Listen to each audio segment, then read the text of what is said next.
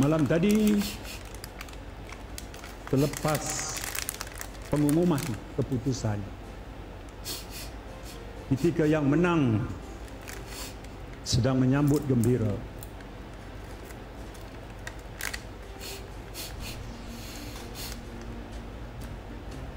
saya memilih untuk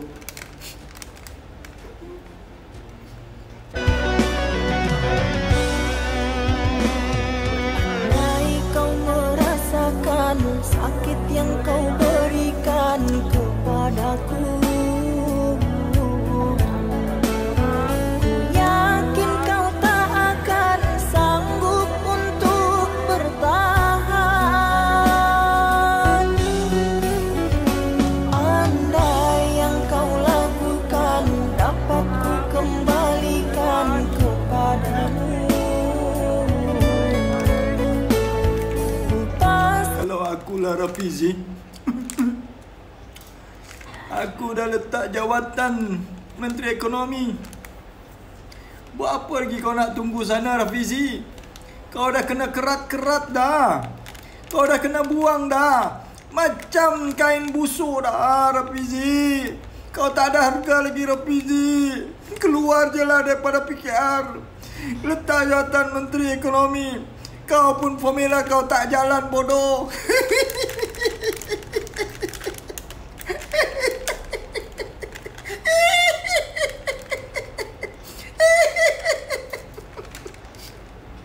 Sebab kau kalah, kau hina rakyat Malaysia.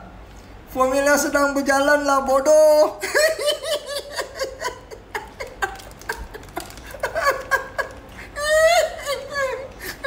Sedih, Fizi.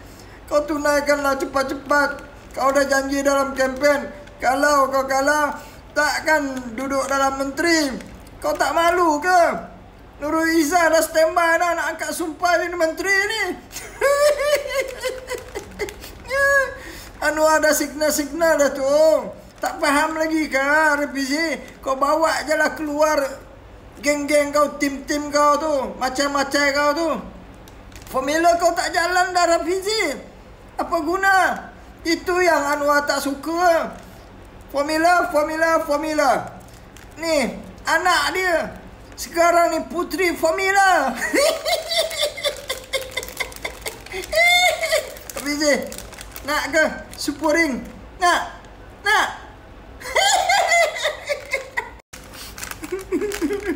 Rafizi, sekarang ni Raja Formula dah kalah oleh Raja Spin.